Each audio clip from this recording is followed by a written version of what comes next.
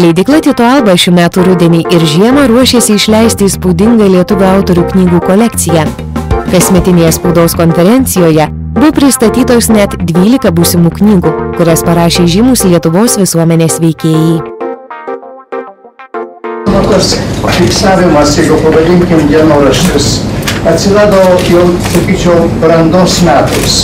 Ne todėl, kad aš jaunystėje ten buvau sužavėtas, reiškia kiekvieną dieną rašinėti ten, kas buvo, kas nebuvo, bet jau, kada gyvenimas privertė, sakyčiau, drastiškai pasikeitus sąlygom atsidurti net ir už Lietuvos ribų, aš jaučiau kažkokią tai, sakyčiau, galbūt ir dvasinę atsakomybę, o kažką reikia palikti. Tas, kas užsimirš. Skaitytojų laukia ir intriguojanti muzikologo Viktoro Gerulaičio knyga Pavėsinėje su Richardu Wagneriu. Neišgalvotos muzikos istorijos. Kam skirta šita knyga? Visiems, absoliučiai. O jeigu šiek tiek būt poetišku, tai buvo laikai, kai susėsdavo vakare šeima, tėvas, mama, kuris nors iš vyresnių vaikų arba du vaikai.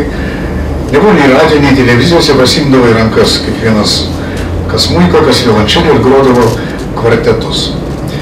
Tai aš taip įsivaizduoju, kad šitą knygą perskaitęs tėvas galės pasakyti, klausyk, sūnau, čia, žinok, gana įdomu, paskaityk ir tu.